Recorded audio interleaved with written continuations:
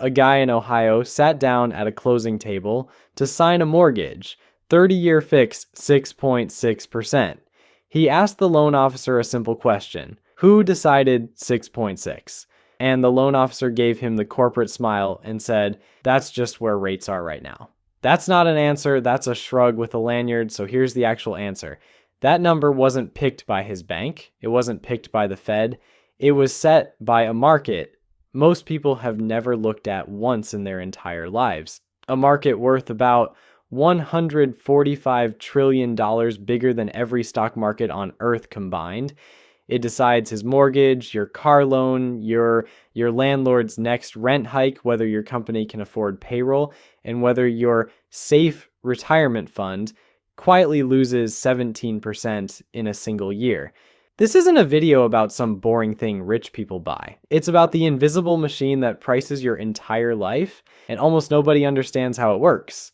My name is Nick, and I've spent way too much time reading about a market that has all the personality of a tax form and twice the body count.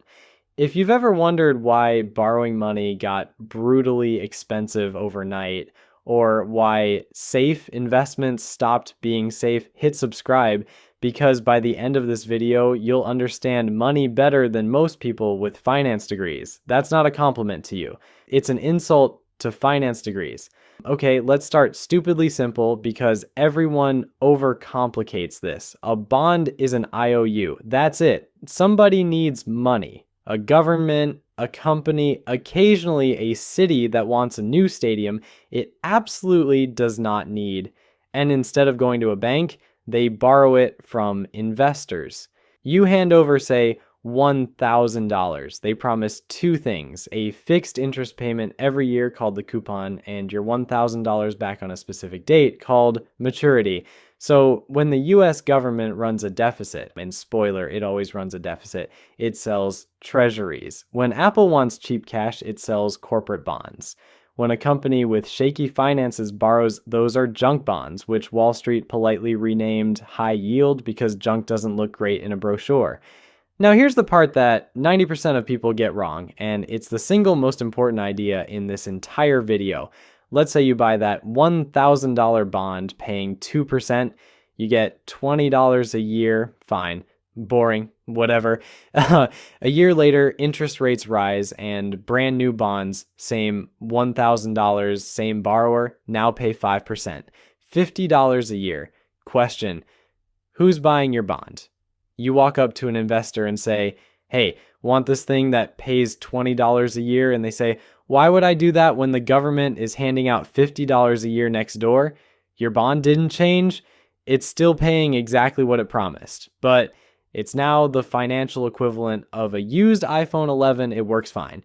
Nobody wants it at full price. The only way to sell it is to cut the price. You drop it until that fixed $20 payment works out to roughly 5% for whoever buys it, which means selling your $1,000 bond for somewhere in the 700s. You just lost a couple $100 on the safe investment. On paper, sure. But as we're about to see, on paper has ended careers, collapsed banks, and taken down at least one world leader. So here's the rule: tattoo it somewhere. When interest rates go up, existing bond prices go down. When rates fall, existing bonds go up. They sit on opposite ends of the same lever.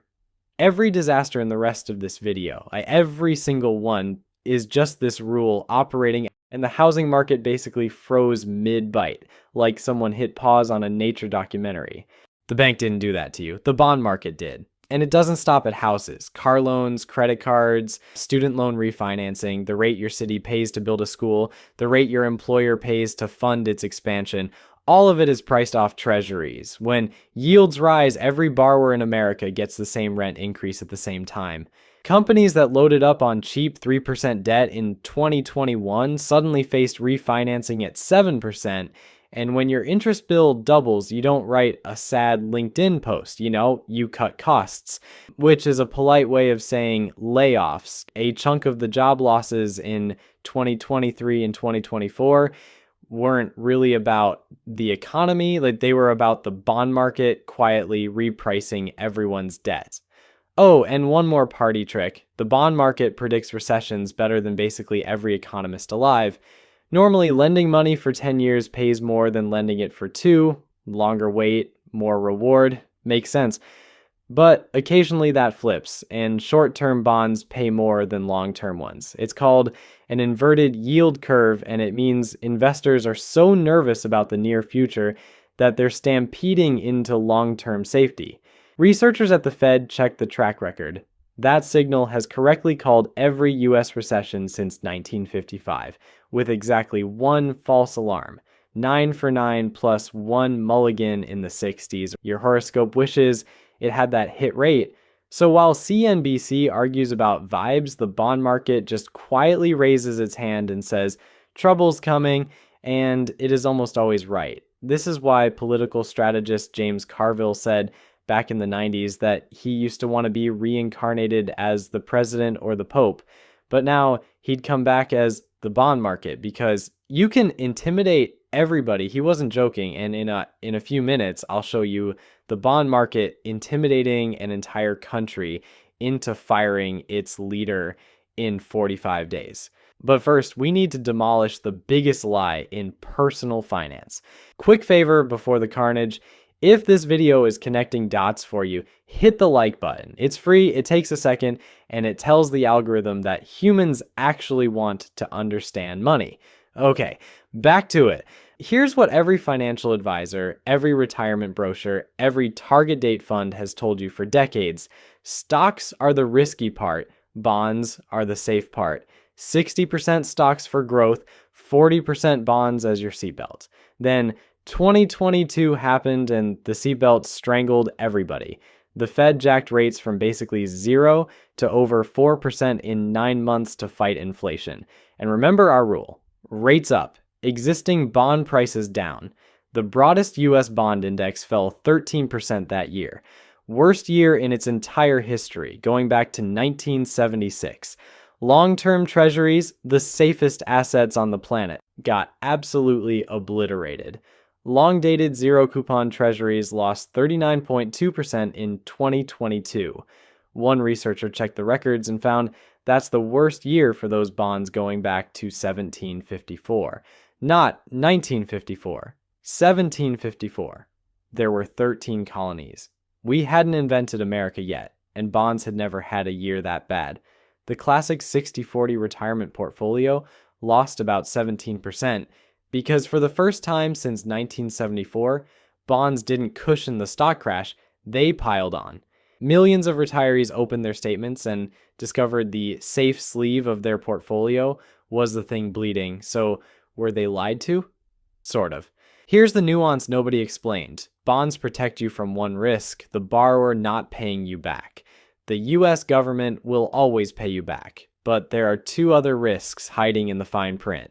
Inflation, which quietly shrinks what those fixed payments can buy, and the big one, interest rate risk, which is everything we just covered. And there's a number that measures exactly how exposed you are. It's called duration, and it's the most useful concept you've never heard of. Rough translation, duration tells you how much your bond drops for every 1 point rise in rates. A fund with a duration of 6 loses about 6% when rates rise 1 point. A long-term treasury fund with a duration of 17 loses about 17% per point. And in 2022, rates rose more than 4 points. Suddenly, grandma's bond fund is moving like a tech stock, except without the upside or the fun. Now, here's where it gets cinematic, because this exact same math, this one rule started taking down bigger and bigger targets. First a bank, then a country. Watch the dominoes. Domino 1, Silicon Valley Bank, March 2023. SVB took in a flood of deposits during the tech boom and parked over $91 billion of it in long-term bonds with an average duration around 6 years. Safe assets, remember?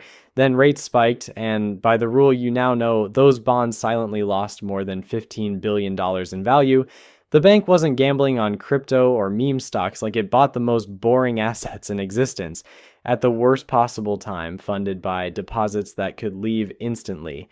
When SVB sold part of the portfolio at a $1.8 billion loss and asked investors for fresh cash, depositors panicked and the bank went from fine to seized by regulators in about 48 hours. The 16th largest bank in America, killed by the used iPhone problem. Domino 2, the United Kingdom, September 2022. New Prime Minister Liz Truss announced £45 billion of unfunded tax cuts, and the bond market looked at the math and said, out loud, absolutely not. Investors dumped UK government bonds so hard that 30-year yields spiked more than a full percentage point in 3 days. That detonated leverage strategies inside British pension funds, which were forced to sell more bonds to raise cash, which pushed yields higher, which forced more selling. A doom loop with the entire retirement system inside it. The Bank of England had to launch emergency bond buying, later admitting some pension funds were hours from collapse. And here's my favorite economic indicator of all time. A British tabloid set up a live stream of a head of iceberg lettuce next to a photo of Truss, asking which would last longer. The lettuce won. She resigned after 45 days, the shortest premiership in British history, because the bond market fired her. Carville wasn't exaggerating. The bond market can intimidate everybody up to and including the person running a G7 country. Domino 3, the small one that says everything, Austria. In 2020, Austria sold a 100-year bond, matures in the year 2120, paying a coupon of 0.85%, and investors bought it. Enthusiastically. Why would anyone lock up money for a century at less than 1%? Because of where the world was at that moment. Roughly $18 trillion of bonds globally had negative yields. Investors were literally paying governments for the privilege of lending to them, the financial equivalent of tipping someone for borrowing your lawnmower. Next to that, Austria's 0.85% looked like a luxury product. Then rates normalized, the negative yield pile evaporated, and that century bond lost roughly 75% of its value from the peak. It's a rock-solid government that will absolutely pay every penny back in 2021 to the original buyer's great-grandchildren. Everyone in between owns a sovereign bond that performed like a meme stock without the Reddit memes, one rule. A portfolio, a bank, a pension system, a country, so you'd think, after all that, the biggest borrower on earth would be playing it careful right now about that. The single largest borrower in the history of money is the United States government, and his tab is currently around $39 trillion. Now, big debt numbers are basically white noise at this point, so let me give you the one stat that actually matters. This year, the US will spend over $1 trillion just on interest. Not paying down debt, not building anything, just interest. The minimum payment on the national credit card. For perspective, that's more than the entire defense budget. The United States now spends more money servicing old debt than it spends on the most expensive military in human history. Interest is now the second biggest line item in the federal budget, behind only Social Security.